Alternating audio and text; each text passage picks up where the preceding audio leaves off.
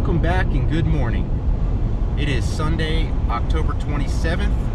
It is 7:42 in the morning. I've been on the road for a little over an hour now, and I'm heading out on a whitetail road trip. Heading up to Wisconsin, and then I will go down to Missouri to Bart's. Scheme of maneuver is going to go something like this.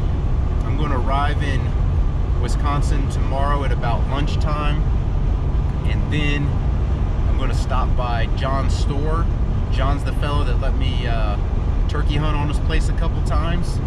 I got that one this year that I shot the tree first, and a couple days later shot the turkey in the same spot. And then Tuesday morning, Baby Snowflake is going to get some work done. Basically ball joints and shocks up at Randy's. And then Jeff and I will go over to Wisconsin Adventure on Wheels on Wednesday, and we are going to volunteer there and take some older veterans typically out to tree stands and blinds and such. If anybody shoots a deer, we'll help them recover it and gut it and quarter it up for the cooler. So we'll do that there. And then Jeff and I are gonna hunt probably Saturday and Sunday. And then at some point I'm gonna drive down to Missouri to Bart's. And then him and I are gonna hunt there. Probably a little at his house, a little on his hunting property, probably some public land thrown in there. So I'm also wearing my workout attire because it's time to get back into it. So I'll do a rest area workout somewhere today and tomorrow. I need to do upper body today. I've got my bands with me, and a park bench, a gazebo, and my bands will get you a pretty good workout. And I'm so far behind because once elk archery season hit, I haven't touched a weight. I haven't been to the gym. Now obviously I was working out pretty hard up at elevation, running around the mountains, putting the miles on, but I haven't done any weight work, and I haven't done any upper body at all. So got to get back into that. Hopefully I can maintain doing something on this road trip so I'm not back to zero again by the time I get home. And as usual, it seems like when I'm leaving Colorado Springs to head out somewhere, there's a winter storm coming in, so I'm kind of on the edge of that. It's really overcast, it's kind of cold. I didn't get an elk this year that I got to keep anyway, so I really need to get a deer or two on this trip, get my freezer back into good shape. So stay tuned, we're gonna have a good time. All right, so the workout's complete for the day. Nothing groundbreaking or earth shattering. Numbers aren't necessarily impressive. The most important thing today was just getting it done. So we did incline push-ups, regular push-ups, supersetted with pull-ups. And the pull-ups kind of sucked real quick because I haven't done a pull-up in probably 7 or 8 weeks, so definitely weak in that department. Then what I do next, then we moved into some shoulders, a little bit of lateral raises with the bands, some upright rows with the bands, supersetting those with some curls with the bands, then some shoulder press with the bands, and then a little tricep work, some off the bench dips, some close grip push-ups, and then a short iteration of the wall stands because my triceps and shoulders were giving out pretty quick on that one. But that's a nice little one. You just turn upside down and you got all your body weight pushing down on your shoulders and triceps, so that's not a bad one to do for a static hold. Some stronger folks actually can do some reps like that, touch their head to the ground, or they get up on their hands up on platforms so they get more of a range of motion. But you got to be pretty strong to do that. Well, it's time to get back on the road because it's 4 o'clock, 1600 here in Nebraska, and I still got a good ways to go to get to my hotel that I already made reservations at in Iowa. So I guess it really doesn't matter what time I get there as long as I get there. And then tomorrow's a short day, less than 300-mile drive, so let's get back on the road. Fire up baby Snowflake. So baby Snowflake here, not being one to disappoint. As soon as I got on I-80 this morning, or I-35 this morning, the CV axle blew. So I limped over here. I finally got to a car repair place. I'm waiting for them to open. I found one at a local auto parts place called Around Some. But let's go see. She's let me down again. Hopefully they can get me in. Oh, here we go. Yeah, you're not supposed to see the splines on a CV axle. I don't think you can see any of that. Let me grab a flashlight. Yeah, look at that. That's awesome. Grease. So she's come apart real good, and I hear geese.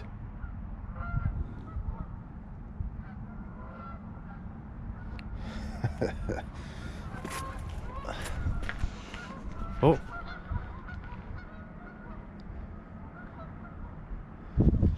Must be a pond right back there. They just came in and landed.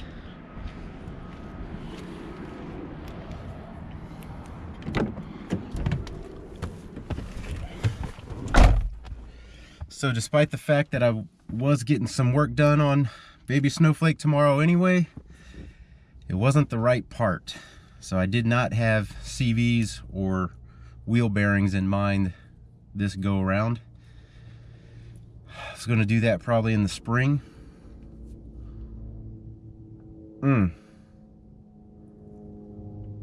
It's never ending, it seems. Well, we are back on the road. Baby Snowflake is fixed. She's broke my heart and my wallet again. It is almost 1:30, 13:30 in the afternoon, and I'm heading up. So I'm only, I don't know, 6 hours behind schedule, so that ain't bad.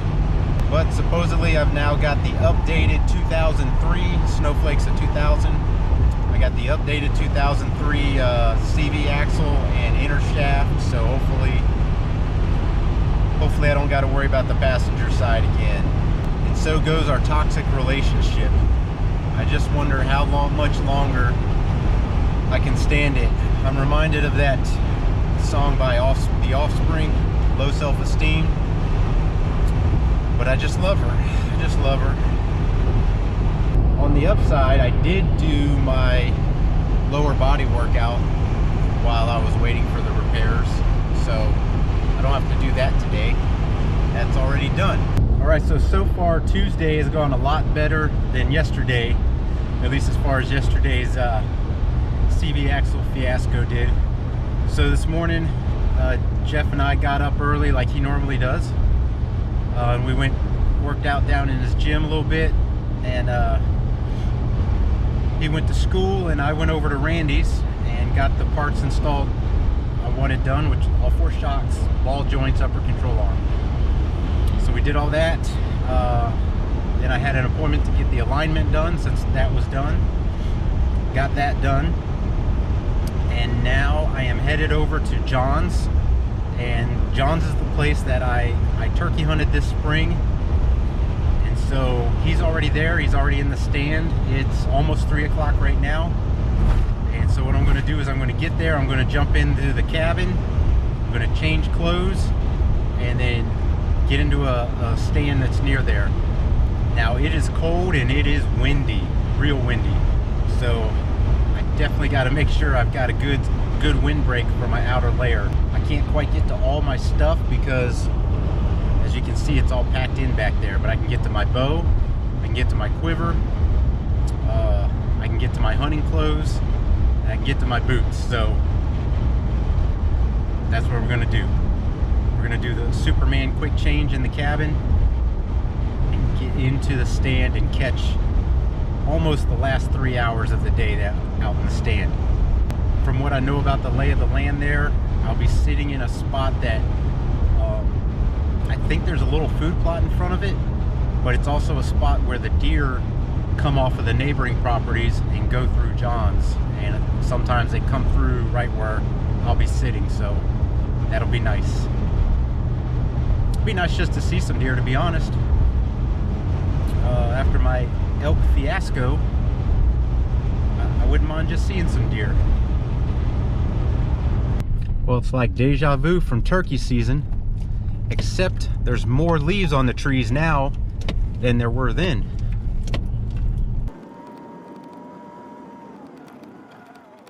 There's John's truck and there's the cabin.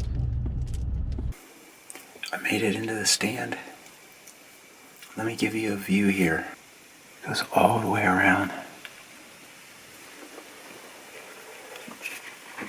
I got a food plot right down here.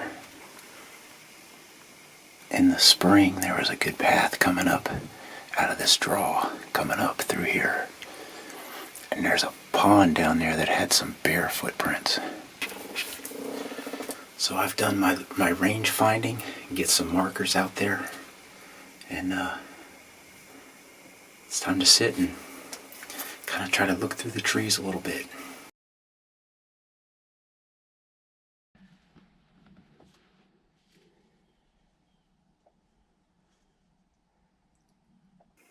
He's about 55 yards in closing. I saw him initially right through there, and then he went into the water hole for a few minutes.